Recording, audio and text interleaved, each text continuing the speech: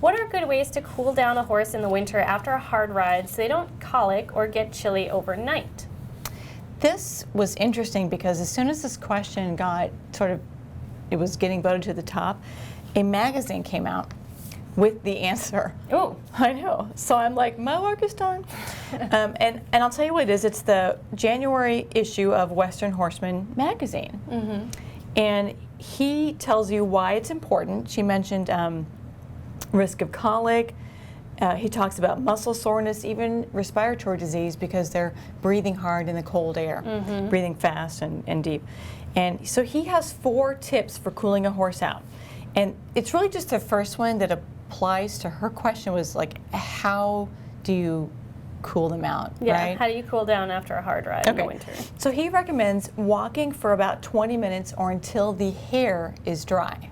Ooh, a long time. Yeah, and it a little bit depends on, well, a lot depends on what you did in that work. Now, sometimes, for a lot of people, sometimes the winter work is not as vigorous or intense because you as a rider are cold, and maybe your horse isn't feeling it, and it's not show season, so you're just trying to get out there and do a little schooling, keep them conditioned and maintain what you have, but not like go on.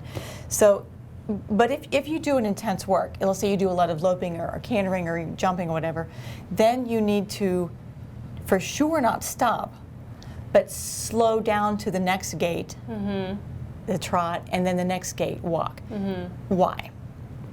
The physiology behind it is when you exercise, whether you're a person or a horse, your body is so smart, it shunts blood and circulation away from the internal digestive organs, because you're clearly not eating, into the external organs, the skin, the muscle, the soft tissues, joints, tendons, and ligaments, because that's who needs oxygen, mm-hmm. some fuel, and not just good stuff, but removal of the bad stuff. So taking away the byproducts of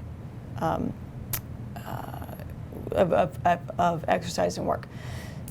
And when you stop exercising, then you have to show your body it's time to shunt the blood away from the external mm-hmm. back to the internal. Mm-hmm. That's why they say don't swim for like an hour after eating, or they even say with horses, and he's got it here, don't feed grain within like an hour after working. Hay is okay. One thing he does say is, and this is a myth we can bust, provide water. Mm. Horses will drink the most when they're hottest, that's when they're thirstiest. Thirstiest? I think that's the word. Most thirsty. Most thirsty? Yeah, most thirsty. So let them drink. And the temperature doesn't matter.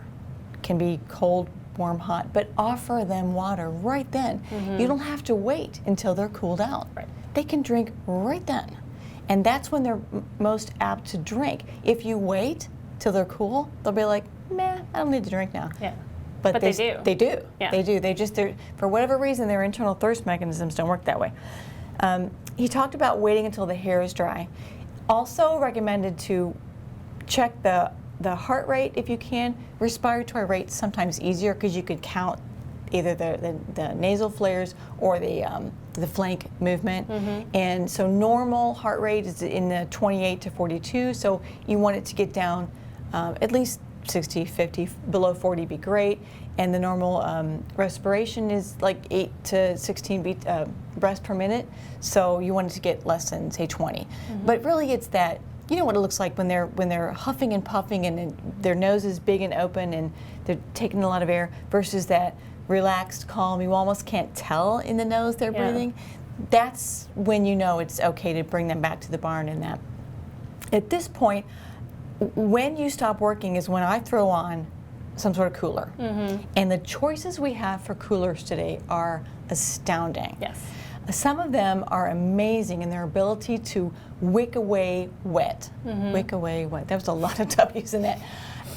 But you put them on, and you might need more than one of them, because it gets so wet you could literally wring it out, mm-hmm. and so you go get another one. But that helps the process of cooling out go faster.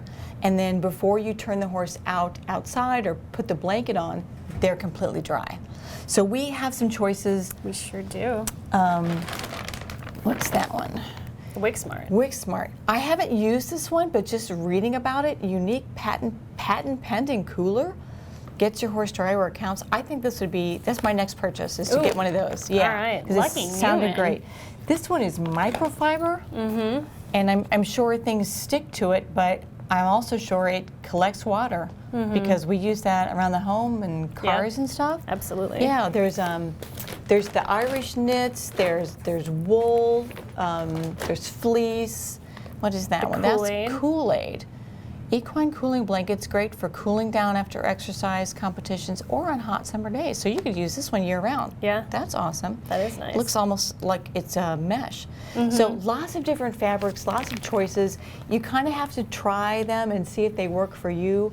I would say if you find one that works, buy a couple of them because you need more than one.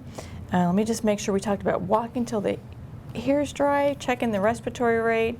Oh, and this last tip is, he likes to groom them. We know that when the horses stay warm by fluffing their hair coat out so that air gets in there. So he says when you're done working, the last thing you should do is use a stiff brush or a curry to refluff that hair so that their body's own processes can keep them warm. I like that. Yeah, good advice.